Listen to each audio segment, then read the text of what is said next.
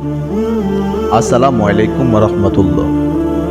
রিজিক খুব গভীর একটি বিষয় যদি আমরা বুঝতে পারি।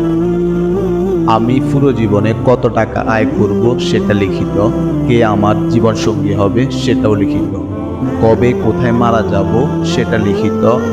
আশ্চর্যের ব্যাপার হচ্ছে আমি কতগুলো দানা পাত দুনিয়াতে খেয়ে তারপর মারা যাব সেটাও লিখিত। একটি দানাও কম না, একটিও বেশি না। ধরেন এটা লিখিত যে আমি সারা জীবনে 1 কোটি টাকা আয় করব। এই সিদ্ধান্ত নিয়েছেন মহান রব্বুল আলামিন। আমি হালাল উপায়ে আয় করব না হারাম উপায়ে আয় করব সে সিদ্ধান্ত আমার। রাসূল সাল্লাল্লাহু আলাইহি ওয়াসাল্লাম বলেছেন, কোনো ব্যক্তি যদি অভাবী হয় এবং তার অভাবের কথা মানুষের কাছে পেশ করে, তবে তার অভাব দূর করা হবে না। আর যে ব্যক্তি আল্লাহ তাআলার কাছে পেশ করে, আল্লাহ তাআলা নিজ অনুগ্রহে তাকে অভাব মুক্ত করে দিবেন। আবু দাউদ। যদি ধৈর্য ধারণ করি, আল্লাহ তাআলার কাছে চাই,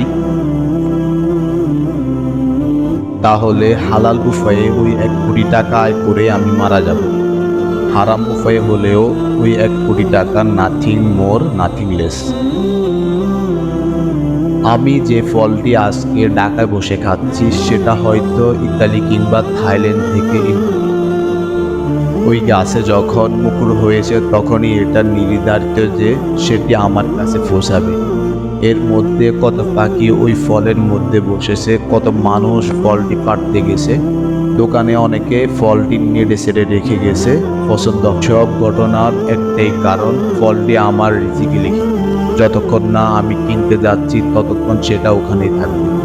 এর মধ্যে আমি মারা যেতে পারতাম, অন্য কোথাও চলে যেতে পারতাম, কিন্তু না, রিজিক যেহেতু লিখিত আমি এই ফলটি না খেয়ে মারা যাব না। রিজিক জিনিসটা এতটাই শক্তিশালী, যে ব্যক্তি আল্লাহ তাআলার উপর ভরসা রাখে তার জন্য তিনিই যথেষ্ট। সূরা তালাক। কোথা থেকে কার রিজিক কিভাবে আসবে অথবা কার রিজিক কোথায় লেখা আছে আমরা কেউ জানি না।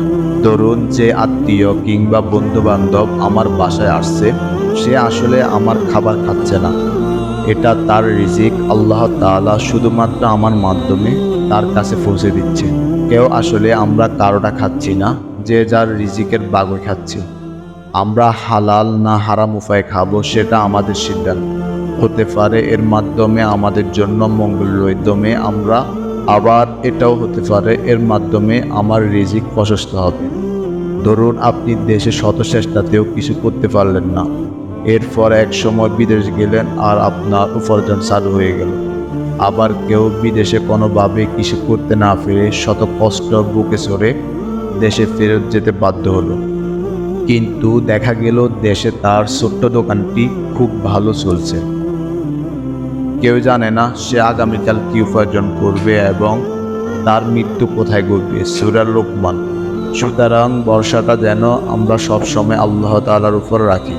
আমাদের প্রতিদিনের প্রার্থনা হোক, রব্বুল আলামিন আমাদের হালাল রিজিক দান করুক এবং হারামকে পরিহার করার তৌফিক দান করুক।